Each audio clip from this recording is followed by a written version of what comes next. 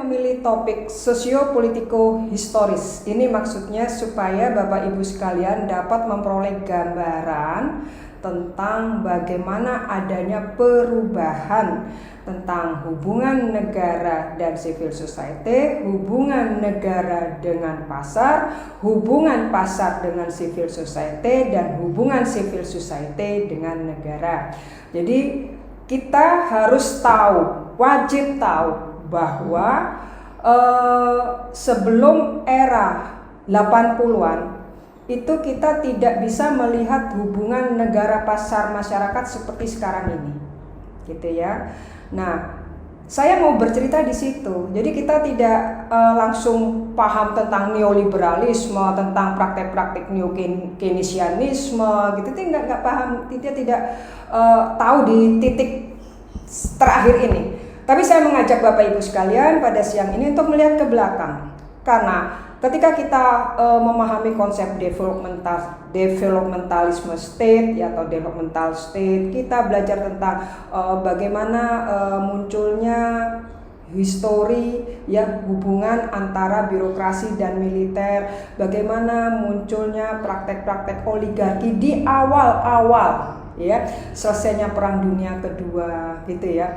Jadi tujuan saya mengangkat topik ini adalah untuk memberitahu kepada Bapak Ibu sekalian bahwa problem-problem yang terjadi dari hubungan relasi antara negara, pasar dan masyarakat itu dinamis. Dinamisnya itu dipengaruhi oleh perkembangan sistem ekonomi dan perkembangan politik, terutama perkembangan dari sistem komunisme, perkembangan dari kapitalisme, juga perkembangan dari demokrasi itu sendiri.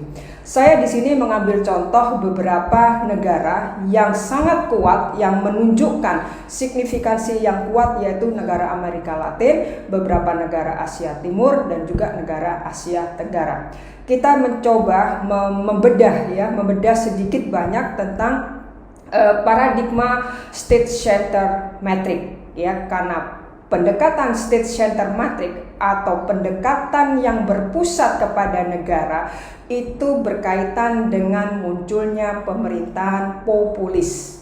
Pemerintahan populis ini muncul sangat kuat ya sejak Perang Dunia Kedua ya di Amerika Latin. Nah, dalam konteks ini ya, dalam konteks state center matrix ya, itu menunjukkan adanya ketergantungan ganda masyarakat atau civil society terhadap negara. Baik, pertemuan kali ini saya sudah membuat ringkasan yang bisa Bapak Ibu lihat ya di papan. Ya, saya menunjukkan kepada Bapak Ibu sekalian ya, gambarnya mungkin nggak jelas ya. Saya ingin memberikan ini skema sederhana seperti ini yang akan saya jelaskan kepada Bapak Ibu sekalian pada siang ini. Jadi skemanya seperti ini. Di sini saya melihat di sini mulai tahun 1930. Di sini ada state center metric. Kalau di bahasa Indonesia kan ini adalah matrik yang menjelaskan peran negara ya, memegang peranan penting, memegang peranan sentral dalam semua bidang yang ada, ekonomi, politik, budaya, hukum, dan lain-lain.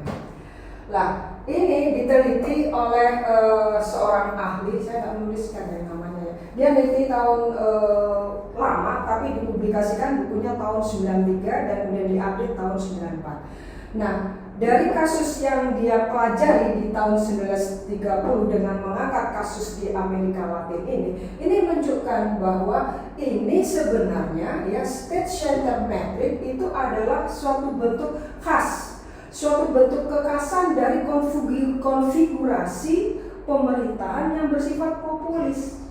Ingat ya, pada perkembangan di Amerika Latin tahun 1930 sampai selesai Perang Dunia Kedua, itu yang menarik memang di Amerika Latin, khususnya Chile, ya, Brasil, Argentina, gitu ya, itu sudah menunjukkan bagaimana negara itu ya yang mengatasnamakan masyarakat, yang mengatasnamakan rakyat banyak, itu ternyata dia mengakal-akali, ya dalam bahasa sederhananya memanfaatkan ketergantungan masyarakat ini untuk apa? Untuk memperoleh keuntungan dirinya sendiri.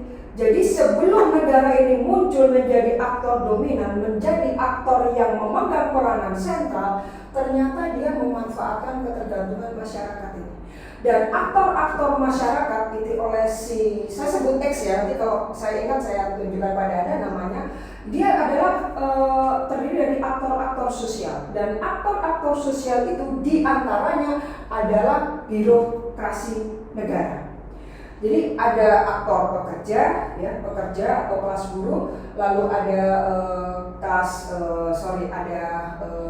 birokrasi pemerintah. Lah ini ya, ini akhirnya membentuk industri, ya, jadi menjadi bagian dari kompleks industri, ya, di perkotaan. Nah, kalau nanti Anda misalnya menemukan fenomena yang juga seperti yang terjadi di mulai tahun 1930 atau setelah Perang Dunia Kedua sampai tahun 80-an ke bawah, itu sebenarnya fenomenanya sama, bahwa yang paling inti, ya, yang menjadi momok bagi pemerintah itu dari awal memang kelas pekerja, ya kelas buruh industri. Ini karena apa? Karena dari awal di sini mereka tuh memang memanfaatkan apa? Memanfaatkan industri, ya, memanfaatkan isu industri, memanfaatkan bidang industri ini sebagai cara untuk negara melakukan intervensi. Jadi ada alasan, ya, ada alasan yang begitu kuat kenapa negara belum melakukan intervensi, atau kenapa negara itu fokus kepada gerakan-gerakan masyarakat di perkotaan. Karena ini industri ini sudah mencabik-cabik sebagian kehidupan masyarakat perkotaan. Masyarakat perkotaan tuh ingin memperoleh pendapatan yang layak, ingin hidup layak, ingin hidup nyaman, ingin terpenuhi kebutuhan pokoknya. Nah, pilihan pemerintah, ya, di beberapa negara Amerika Latin itu memberi populis, ya. Pemerintahan yang populis ini sebagai cara untuk memenuhi kebutuhan dan menyalurkan aspirasi dari masyarakat. Ya, kita harus memberi pemahaman yang positif dulu terhadap pemerintahan populis, ya.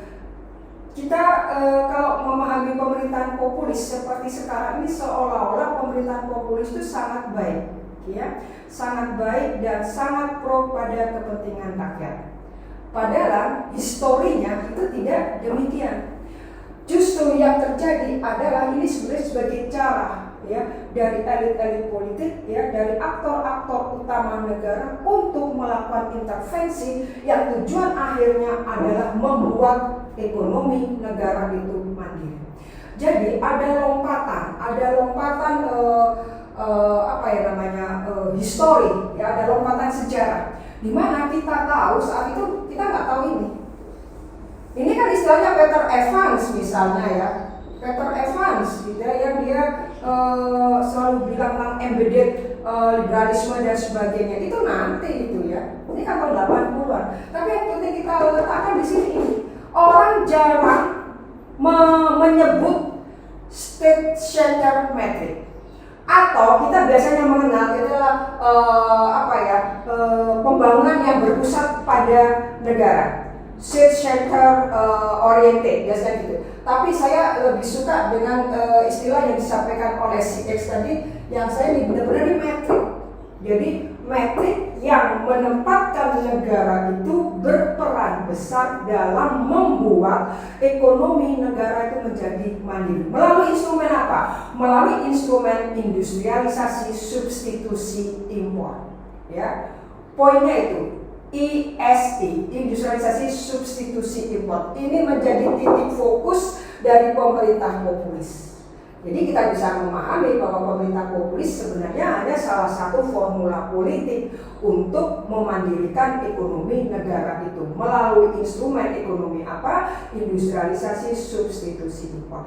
Mereka sebenarnya nggak sengaja, ya, atau nggak sadar atau nggak tahu, ya. Tapi yang terjadi di 3 negara di Amerika Latin Yang ini juga perkembangannya sama dengan yang ada di Asia Tengah dan juga beberapa negara Asia Tenggara, bahwa ketika mereka menerapkan kebijakan ekonomi industrialisasi substitusi impor, ya ISI, itu ternyata tidak ke sini, tidak dipakai untuk memenuhi tuntutan dan aspirasi dari masyarakat perkotaan, ya, tetapi ini justru nanti melahirkan benih-benih yang namanya adalah negara yang represif, melahirkan benih-benih oligarki.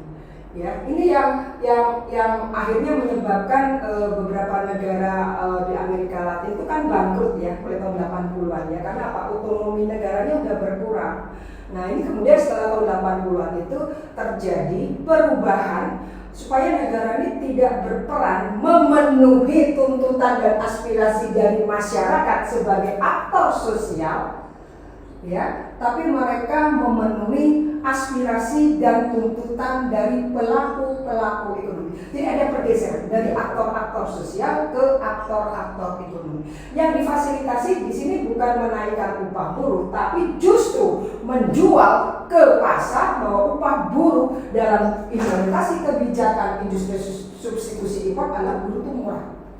Bahan mentah silakan ambil, buruh saya murah. Kalau melakukan investasi silakan. Nah, saya tidak bicara sampai situ dulu ya, karena itu adalah perkembangan lanjut dari pergeseran paradigmatik dari posisi dan peran negara memasuki tahun 1980-an ya. Yang kita bisa identifikasi itu sebenarnya cikal bakal dari globalisasi. Jadi ketika negara itu sudah bergeser ya, tidak berpihak lagi kepada aktor-aktor sosial tapi berpihak kepada kekuatan-kekuatan ekonomi. Nah, ini sebenarnya beriringan dengan apa yang disebut dengan globalisasi. Jadi ini sosiohistorisnya di sini.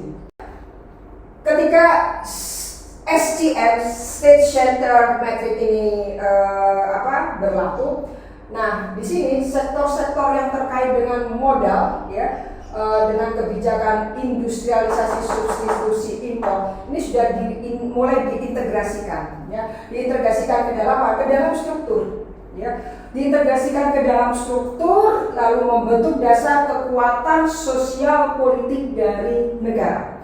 Cikal bakal dominannya negara karena apa? Karena dia membuat ya, memanfaatkan kebijakan industrialisasi substitusi impor ini yang diintegrasikan ke dalam struktur. Nah, ini hanya menjadi cikal bakal dominasi dan kuatnya peranan negara ya. Nah, dari sini ya, kemudian ini dalam perkembangannya di tahun 1970-an, awal-awal 70-an, ini disebut dengan developmental state. Sampai sekarang orang masih asik aja bicara developmental state. Padahal konteksnya sekarang kalau kita bicara developmental state itu konteksnya berbeda. Kita tidak hanya bicara tentang kuatnya negara dalam memfasilitasi kebutuhan untuk investasi para aktor-aktor ekonomi, tapi sebenarnya developmental state ini penting ya, sebagai cara pemerintah, cara negara saat itu untuk berpartisipasi ya, memfasilitasi infrastruktur ekonomi dalam rangka untuk mendapatkan investasi. Investasi yang dibangun adalah melalui pembangunan perusahaan negara yang kalau kita sebut di sini adalah melalui BUMN.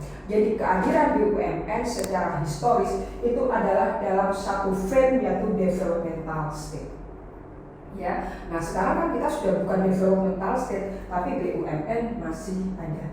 Jadi secara historis Bapak Ibu akan paham bahwa developmental state itu di sini negara benar-benar memfasilitasi infrastruktur, membangun semua infrastruktur ekonomi. Untuk tujuan apa? Untuk tujuan investasi. Investasi untuk apa? Ya untuk ini supaya ekonomi negara itu mandiri. Nah, investasinya itu yang dibuat oleh negara, itu negara membentuk perusahaan negara.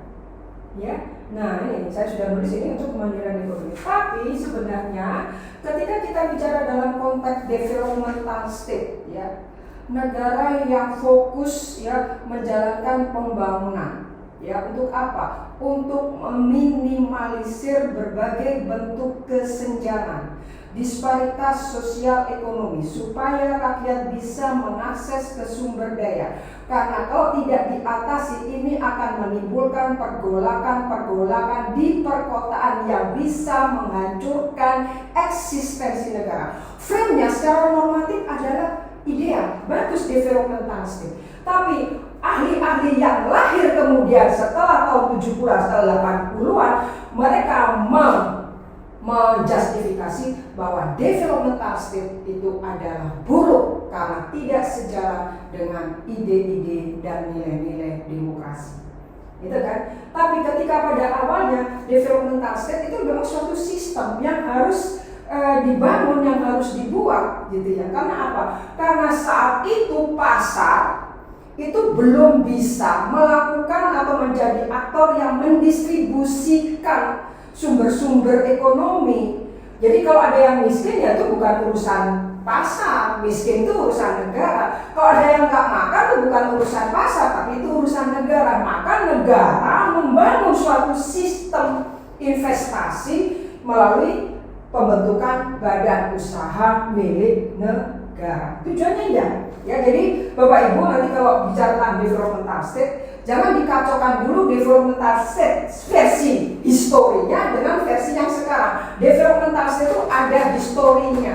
Kalau kita menganalisis developmental state dalam konteks globalisasi, kita akan memberi pandangan yang buruk terhadap kehadiran developmental state, karena di sini negara itu perannya sangat dominan.